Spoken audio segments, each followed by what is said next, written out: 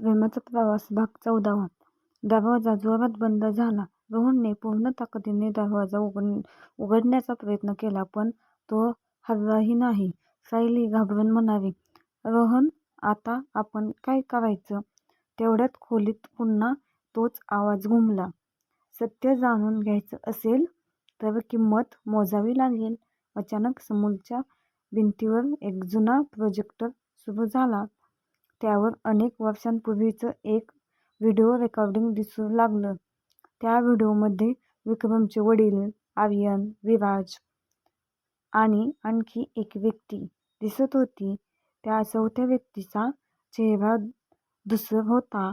व्हिडिओमध्ये विक्रमचे वडील म्हणत होते, जर हा व्हिडिओ कोणाच्या हातात आला असेल तर समजा आमच्यापैकी एकाने विश्वासघात केला आहे. रोहनने आणि सायली एकमेकांकडे पाहू लागले. तेवढ्यात प्रोजेक्टर अचानक बंद झाला आणि गुप्त दरवाजा हळूहळू उघडला. सगळे बाहेर आले. तेवढ्यात समोरून कोणीतरी टाळ्या वाजवत चालत येताना दिसलं. टाळी, टाळी, टाळे. तोच काळा मुखवटा. पण यावेळी त्या व्यक्तीने स्वतःचा मुखवटा काढला. रोहन आणि सायली भिजून उभे राहिले. आर्यन, विक्रमचा मोठा भाऊ, त्यांच्यासमोर जिवंत उभा होता. विक्रमही त्याच्या शेजारी उभा होता. रोहन आश्चर्याने म्हणाला, विक्रम, तू ठीक आहेस?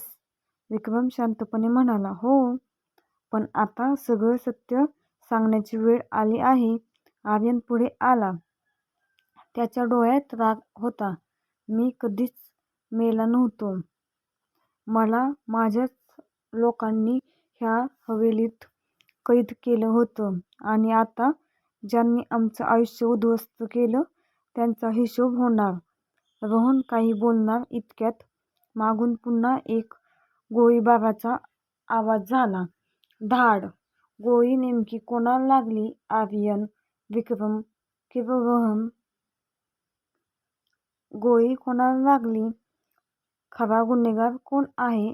आर्यन खरंच सत्य बोलतोय की अजून एक खेळ खेळतोय? हे जाणून घेण्यासाठी पहा प्रेमाचा प्रवास भाग 15, अंतिम भाग.